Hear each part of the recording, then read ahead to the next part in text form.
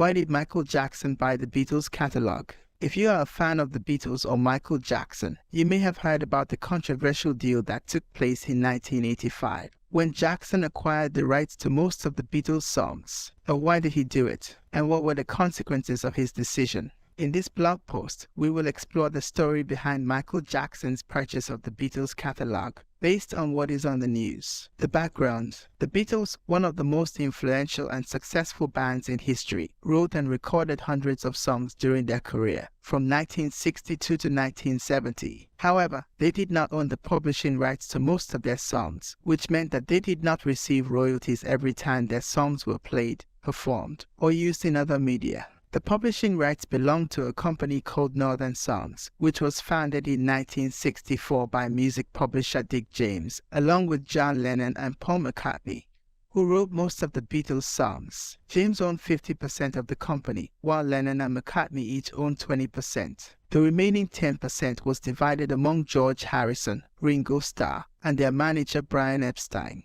In 1969, James sold his stake in Northern Songs to a British media conglomerate called Associated Television, without consulting Lennon and McCartney. ATV then launched a hostile takeover bid for the rest of the company, which led Lennon and McCartney to sell their shares as well. As a result, they lost control over their own songs. The deal: in 1985, ATV put its music division up for sale, which included the rights to about 4,000 songs, among them 251 Beatles songs. Several parties expressed interest in buying the catalogue, including Paul McCartney himself, who teamed up with Yoko Ono, John Lennon's widow. However, they were outbid by an unexpected buyer, Michael Jackson. Jackson was already a global superstar by then, having released his best-selling album Thriller in 1982. He was also a friend and collaborator of McCartney, having recorded 2 duets with him, The Girl Is Mine in 1982 and Say Say Say in 1983.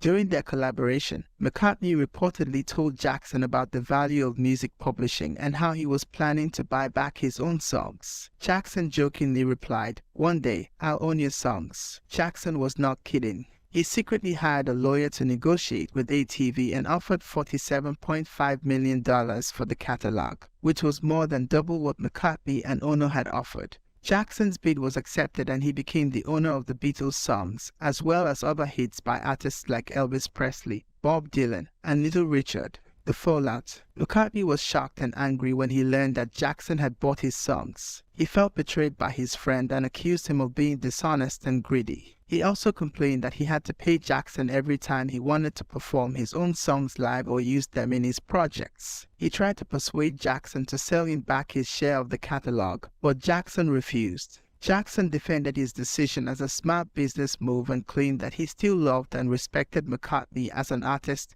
and a friend. He also argued that he was protecting the Beatles' legacy from being exploited by other corporations. He said, "I don't want to hurt Paul. I love Paul, but I own these songs." The catalogue proved to be a lucrative investment for Jackson, who earned millions of dollars from licensing fees and royalties. He also used the songs in his own projects, such as his movie Moonwalker, which featured a cover of Come Together. He also collaborated with other artists who sampled or covered the Beatles songs, such as Aerosmith, Run DMC, and Kanye West. However, Jackson also faced legal challenges and financial troubles over the years. In 1995, he sold half of his stake in the catalog to Sony Music for $95 million, forming a joint venture called Sony, a TV music publishing. In 2006, he agreed to give Sony the option to buy his remaining stake in the future as part of a debt restructuring deal. In 2016, after Jackson's death in 2009, his estate sold his stake to Sony for $750 million. The future: today, Sony, a TV music publishing, owns the rights to the Beatles catalogue, along with thousands of other songs by various artists. Paul McCartney still does not own his own songs, but he has regained some control over them thanks to a US copyright law that allows songwriters to reclaim their rights after a certain period of time.